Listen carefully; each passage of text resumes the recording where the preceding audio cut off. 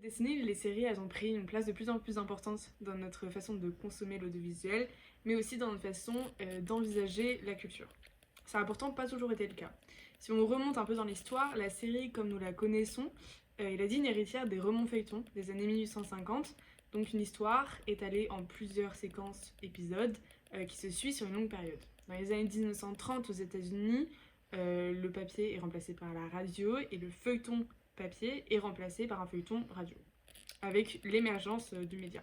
On diffusait ce qu'on appelait alors des soap-opéras, comprendre des histoires légères, mélodramatiques et à rallonge avec de nombreux rebondissements. Ces séries destinées aux ménagères avaient un seul but, le divertissement. Et ce modèle posera pendant très longtemps les bases de la série comme nous la connaissons, c'est-à-dire une primauté de la parole sur l'image et par extension une primauté du scénario sur la réalisation.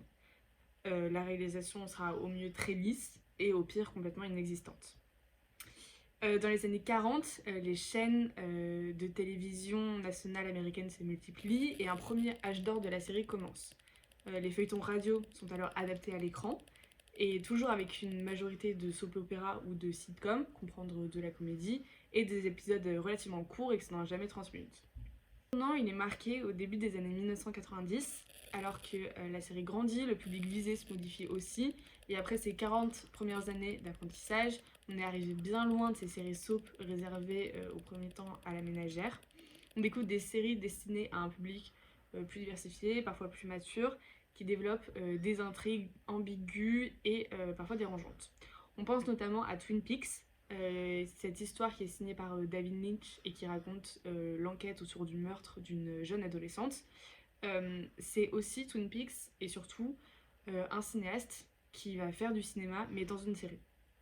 Avant de créer Twin Peaks en 1990, David Lynch réalise notamment les films à succès Elephant Man en 1980 et Blue Velvet en 1986 pour lesquels il est nommé à l'Oscar du meilleur réalisateur.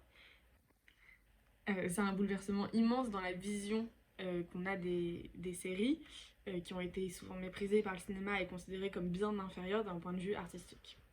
Et aujourd'hui, la place que la série a pris, elle est immense, égale voire supérieure au cinéma classique. Tous les ans, le CNC, donc le Centre National du Cinéma, diffuse une étude, Observatoire de la vidéo à la demande. Donc attention, on parle ici de vidéo à la demande, on ne prend pas en compte les chiffres liés aux salles de cinéma, qui restent pour l'instant le seul terrain de jeu encore exclusivement réservé au long métrage. Et sur ces graphiques, publiés dans la dernière étude, on observe plusieurs choses. Déjà, la série domine le cinéma en termes de consommation par les spectateurs, puisqu'elle représente, comme on peut le voir ici, en moyenne entre 65 et 70% de leur habitude de consommation. Alors même qu'au niveau de l'offre, le cinéma reste prédominant, comme on peut voir sur cet autre graphique. Le plus grand producteur de séries aux États-Unis aujourd'hui, c'est HBO, présent dès ce tournant des années 90 dont on parlait tout à l'heure, et c'est aussi une très bonne représentation de l'investissement réservé aujourd'hui aux séries. Si on regarde la dernière position phare du mastodonte, c'est House of the Dragon, sorti en 2022, et en quelques chiffres, le groupe annonce un budget de près de 200 millions de dollars pour 10 épisodes, avec une réception exceptionnelle et une audience moyenne de 10 millions de téléspectateurs. Si on compare, c'est 30 millions de plus que le budget réservé au film Top Gun Maverick, qui est pourtant le plus vu la même année aux États-Unis. Ce simple exemple qu'on pourrait répéter avec de nombreuses autres séries montre l'importance qu'on y donne aujourd'hui, souvent supérieure au cinéma.